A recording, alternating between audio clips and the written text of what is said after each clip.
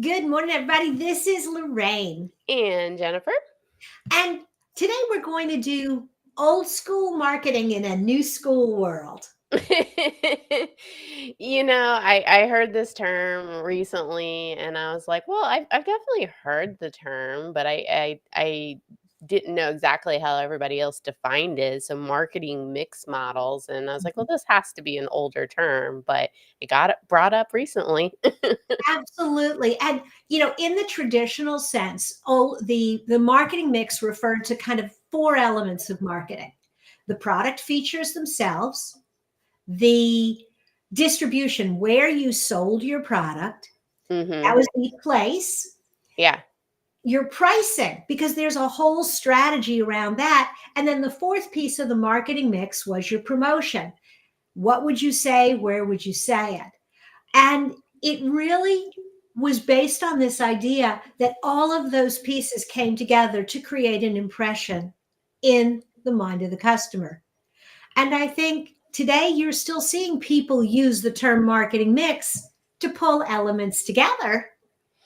Yeah, so you described it one way. And so I always love hearing, how it was described before. And then I put it into Chat GPT and I'm going to look on the internet and, they're describing it as statistical tools to analyze and understand various marketing tactics and sales and then forecast the impact of future Mhm. tactics. So it's kind of the same, but different. Well, and there's the two parts to it. There's the marketing mix, and then there's the modeling. And Ah, okay. so in the marketing mix, in the modern marketing mix, everybody's looking at all the places that you could be doing your marketing. Yeah. So social media, SEO, on Yeah. your website. Yeah. And then the modeling piece is pulling the data from all of those different pieces, putting them into a model Yeah. A that then, statistical mathematical model, which may or may not have all the right information. as we talked about last week, there are challenges with collecting the data for your Yeah. marketing model, but there is value in remembering that your brand is not built solely by one piece of marketing. Absolutely. Like, it is multiple channels, so that's why I was like, "Okay, yeah, actually, I do this." I'm Mhm. looking at multiple channels, and I might look at different tools to in order to decipher that.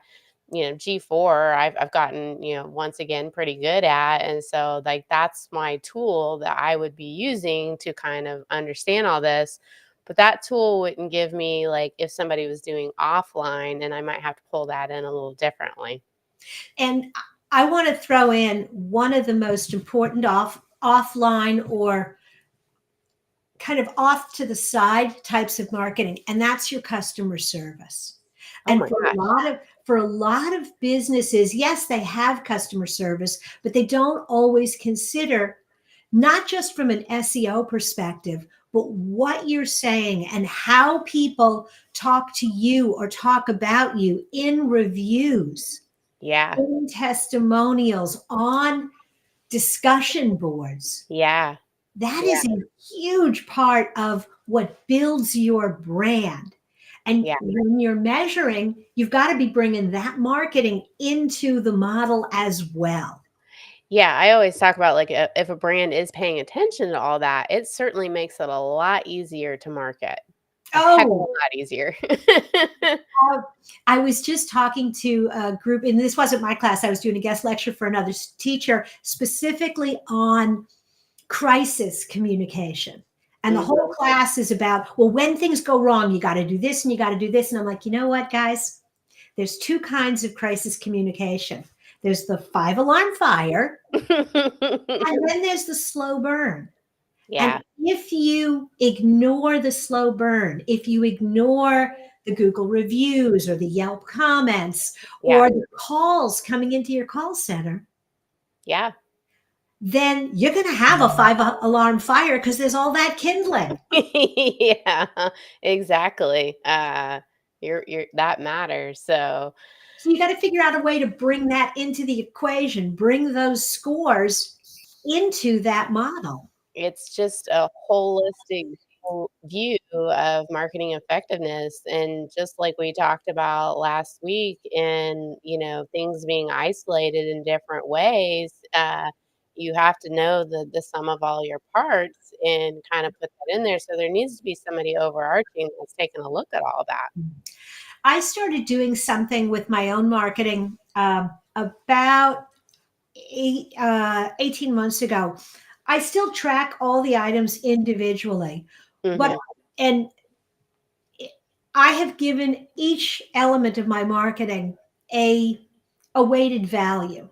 There you And go. so then I can multiply 5,000 views Yep. here by this value, but 10 comments here is actually worth more.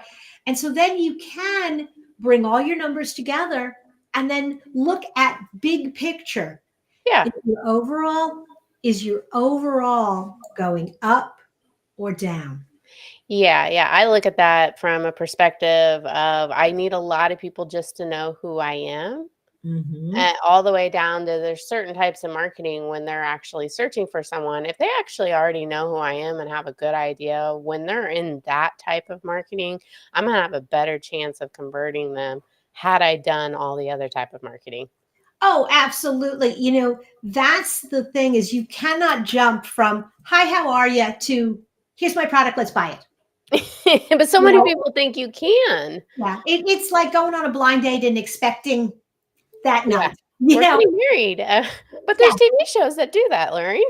yes, there are. Yes, 10 days. We're going to know each other for 10 days. Oh, yeah, no, this is not how real world works. I don't care. You turn off the TV cameras, most of that's a disaster. Yeah. So the real issue is, are you laying these foundations and are you measuring the relative contributions so that you can decide I need to have more conversations with people who know me.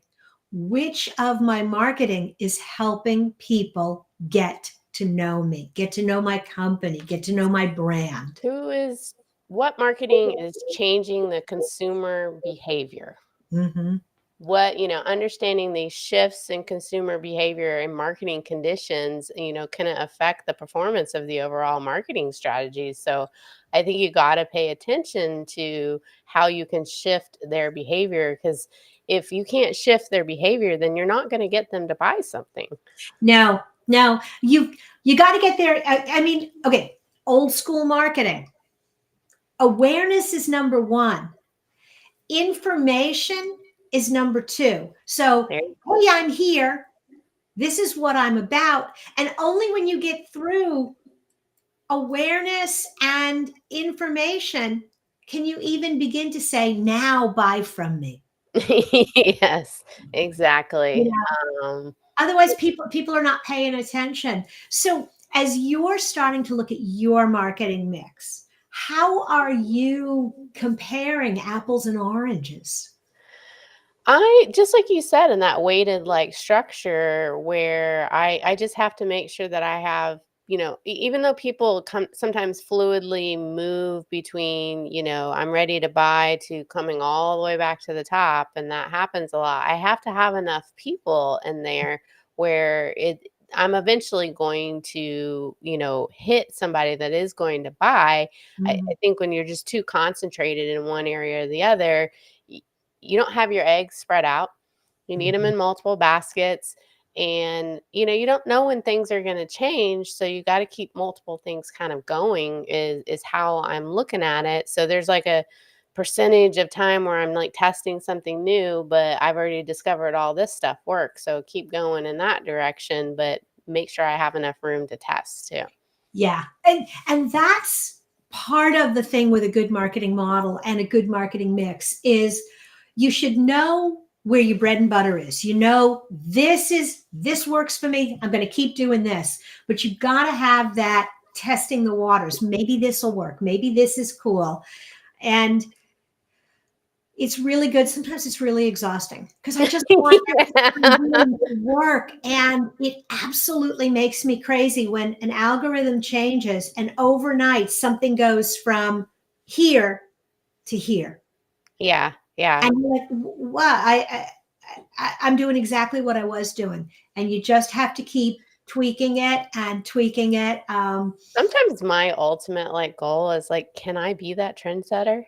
Mhm. Can I do something that will, like, kind of take off and other people will follow? Like, just being myself. And maybe that's sometimes why I'm not great at over in TikTok because a lot of that is following off of trends, and I'm just not a trend follower sometimes.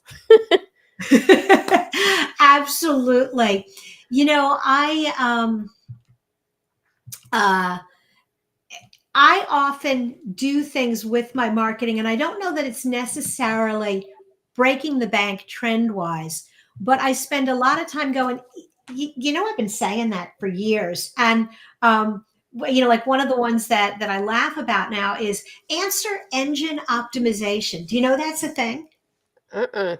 It's called answer engine optimization. I'm seeing it a lot in research. It's AEO, AEO. I'm like, what the hell is AEO? You know what it is? It's creating content to answer specific questions. Same thing, wrapped it in a different package. 20 years ago, I was talking about that you had to have candy, like the supermarket aisle, that people could sort of grab on their way out of the store. Yeah. You had to have offers on your pages. HubSpot came along and they called it inbound marketing. I didn't have a full name for it. You know, it's you and I spent so much time looking at what's happened, where is it going, that when a change occurs, you're like, Okay. I knew that. Yeah. I had someone recently kind of ask me, "Well, how do you project, in this business?" And I was like, "Well, you really shouldn't do too much projection. Stay to the basics of what works in marketing. The trends are going to change a lot, but like there are basic models that will work in marketing, and make sure you have that." Back to what you said all the way in the beginning, the price, that you got to have all that. Absolutely. All right, guys. Well, this has been another fun week with Jen and I hope you enjoy the conversations. If you're looking for others, check out the YouTube channel. You can see all of the old episodes and come back next Friday. All right, take care. Bye now.